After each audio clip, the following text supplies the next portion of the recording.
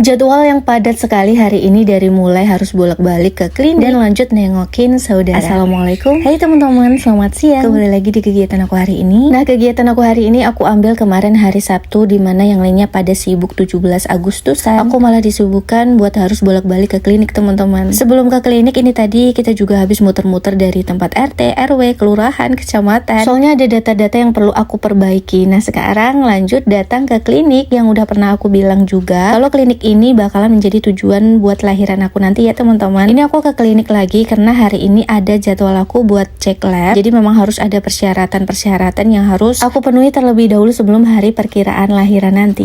Dan sebenarnya aku tuh baru tahu juga ya kalau sekarang persyaratan lahiran itu harus bener-bener cek kesehatan secara menyeluruh gitu ya teman-teman. Karena setahu aku dulu, seingat aku juga itu ya teman-teman, pas lahiran Bisma itu perasaan aku nggak seperti ini. Paling ya cuma periksa-periksa setiap bulannya aja. Tapi sekarang ada tes labnya juga. Nggak apa-apa, ini semua juga balik lagi buat kebaikan ibu hamil, terutama buat aku sendiri juga nantinya ya teman-teman. Dan alhamdulillahnya kemarin kita mutusin pulang kampungnya itu segera, maksudnya nggak mepet waktu di hari perkiraan lahiran nanti gitu ya teman-teman. Itu nanti alangkah bakalan lebih ribet lagi ya. Ini aja aku kata bedanya harusnya laporan tes kesehatannya itu udah ada 3 kalian. Ini aku baru 1 ya, soalnya pas di Bukit kemarin aku memang nggak tahu. Mungkin juga beda itu tadi ya teman-teman, makanya di sini aku juga sedikit kaget, takut juga tentunya. Karena menurutku sesuatu yang berurusan dengan yang namanya jarum suntik itu aku bener-bener takut banget. Belum lagi kepikiran gimana hasil labnya nanti ya. Kemarin baru aja dikasih tahu kalau harus tes kesehatan ini aja aku nggak bisa tidur nyenyak teman-teman. Karena yang pertama ya kaget itu tadi, dan yang kedua mikirin hasilnya. Tapi ya udah, kita jalani aja, kata orang Jawa mah manut aja gitu ya. Nah, oke, singkatnya karena harusnya kita itu datang tes labnya itu di sore hari, tapi ini kita malah datangnya di siang hari soalnya ada kepentingan keluarga juga. Jadi untuk hasil tesnya masih nunggu nanti sore. Jadi ini kita pulang aja dulu ke rumah karena masih lama dan ada janjian juga itu tadi. Oke, singkatnya ini aku udah sampai di rumah lagi. Karena seperti yang aku bilang tadi ya teman-teman, kalau ada kepentingan keluarga. Jadi ini aku udah ganti baju juga, udah siap-siap. Tapi sebelumnya udah beberapa hari ini di rumah ibu, aku tuh baru tahu kalau tanaman srikaya punya ibu aku tuh udah berbuah teman-teman. Nah, karena ini aku penasaran aja, makanya aku samperin. Dan sepertinya untuk buahnya ini udah pada tua, jadi ini mau aku petikin aja ya teman-teman.